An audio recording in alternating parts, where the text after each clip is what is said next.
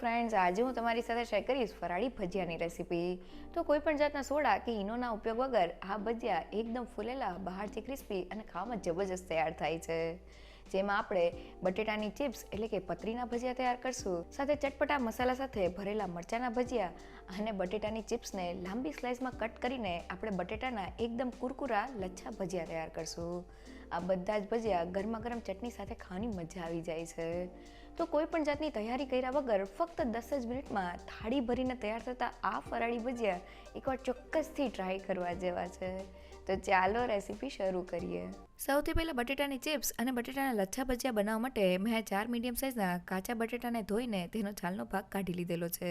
એક બટેટાને લઈને સ્લાઇસર ઉપર આડું રાખી દઈએ અને ઉપર નીચે કરતા જઈને તેની ચિપ્સ તૈયાર કરી લઈએ. તો અહીંયા ઘરમાં સ્લાઇસર ના હોય તો તમે બટેટાની ચિપ્સને હાથેથી પણ કરી શકો છો. બસ તેને થોડી પતલી કરવાની છે. તો મેં બધી જ બટેટાની ચિપ્સ કરી લીધેલી છે અને તમે જોઈ શકો છો કે તે આ રીતની પતલી તૈયાર થઈ છે. તેને પાણીથી સારી રીતે ધોઈ લઈએ જેથી તેની ઉપર રહેલો સ્ટાર્ચનો ભાગ નીકળી જાય. અને હવે તેને કોરી કરવા માટે ચૈણામાં રાખી દઈએ અને થોડી સ્પ્રેડ કરી દઈએ. હવે ભરેલા મરચાના ભજીયા માટે મસાલો તૈયાર કરવા મેં 2 નાની સાઇઝના બાફેલા બટેટા લીધેલા છે. તેને મેશરથી મેશ કરી લઈએ. તો બટેટા મેશ થઈ જાય એટલે તેમાં 1/4 કપ જેટલો હથકચરો ક્રશ કરેલો સિંગદાણાનો ભૂકો, 2 થી 3 નંગ જેટલા લીલા મરચાના ટુકડા, સ્વાદ પ્રમાણે મીઠું, અડધ ચમચીલો શેકેલા જીરાનો પાવડર, અડધ ચમચીલી ખાંડ અને 1 ચમચીલો લીંબુનો રસ એડ કરી દઈએ. થોડા કોથમીરના પાન એડ કરીને બધી જ વસ્તુને મિક્સ કરી લઈએ. તો મસાલામાં થોડી ખાંડ અને લીંબુનો રસ એડ કરવાથી તે એકદમ ચટપટો તૈયાર થાય છે. તો આપણો મસાલો તૈયાર થઈ ગયો છે. હવે તેને ભરવા માટે મેં 12 થી 13 નંગ જેટલા મીડિયમ સાઇઝના લીલા મરચા લીધેલા છે. મેં મરચામાં કટ લગાવીને વચ્ચેનો બિયાનો ભાગ કાઢી લીધેલો છે. હવે મસાલાને મરચામાં ભરી લઈએ. તો મેં બધા જ મરચાને મસાલાથી ભરી લીધેલા છે. હવે ફરાળી ભજીયા માટેનું બેટર બનાવવા મેં રાજગરાનો લોટ લીધેલો છે. તમે ઘરમાં રહેલો કોઈ પણ ફરાળી લોટ લઈ શકો છો. વાટકીના માપથી 1 વાટકી અને તેની ઉપર અડધી વાટકી એટલે કે 1.5 વાટકી જેટલો રાજગરાનો લોટ લીધેલો છે. હવે તેમાં ફક્ત 2 મોટી ચમચી જેટલો તપકીનો લોટ એટલે કે આરારોટ પાવડર એડ કરી દઈએ. હવે તેમાં 1 મોટી ચમચી જેટલી કટ કરેલા લીલા મરચાના ટુકડા, સ્વાદ પ્રમાણે મીઠું અને ભજીયાનો કલર એકદમ સરસ આવે તેના માટે અડધી ચમચીલું કાશ્મીરી લાલ મરચું પાવડર એડ કરી દઈએ. તમે તેને સ્કીપ પણ કરી શકો છો.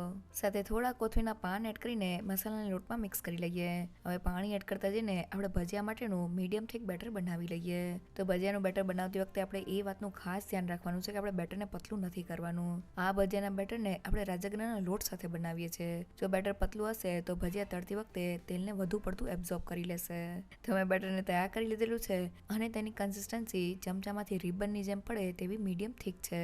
આ રીતનું બેટર તૈયાર કરવામાં મારે 1.5 કપ એટલે કે 1 કપની ઉપર અડધા કપ જેટલા પાણીની જરૂર પડેલી છે.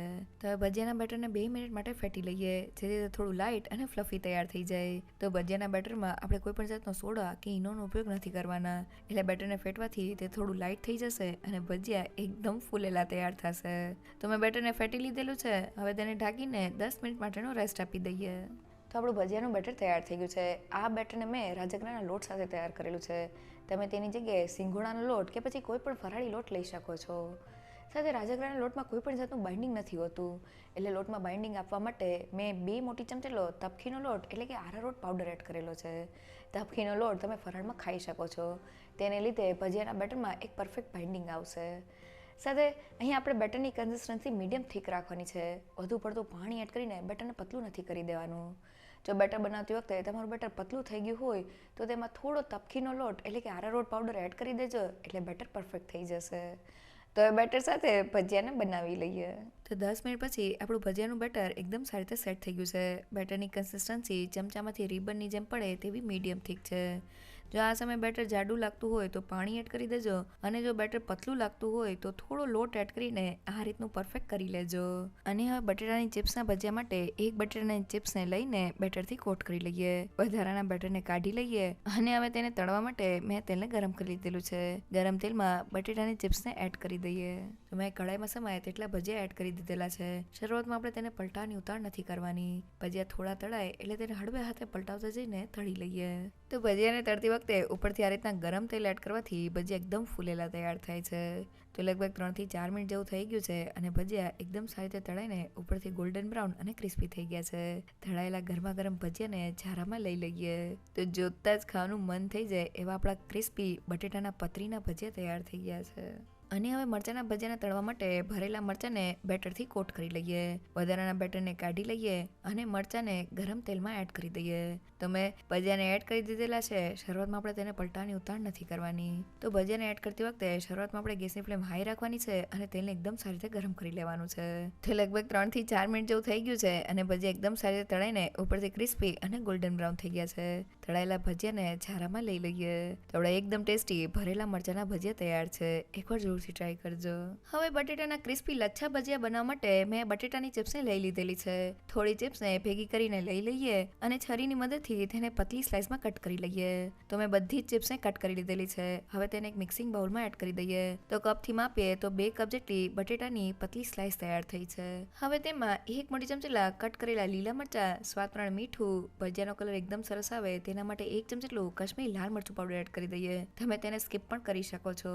સાથે 1 ચમચી જેટલો લીંબુનો રસ અને થોડા કોથમીરના પાન એડ કરીને બધા જ મસાલાને બટેટા સાથે મિક્સ કરી લઈએ.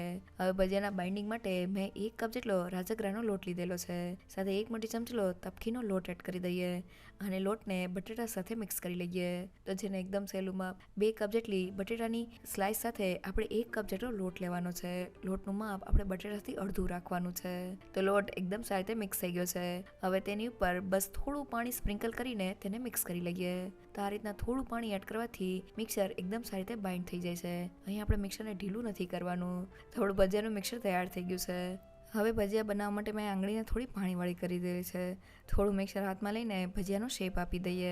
હવે ગરમ તેલમાં ભજીયાને એડ કરી દઈએ. તો મેં કડાઈમાં સમાય તેટલા ભજીયા એડ કરી દીધેલા છે. હવે તેને બંને બાજુ ફેરવતા જઈને તળી લઈએ.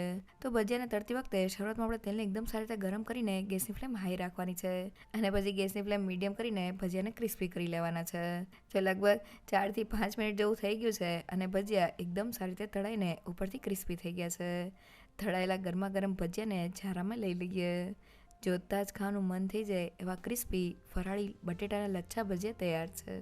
તો હવે ભજીયાને ચટણી સાથે સર્વ કરી લઈએ.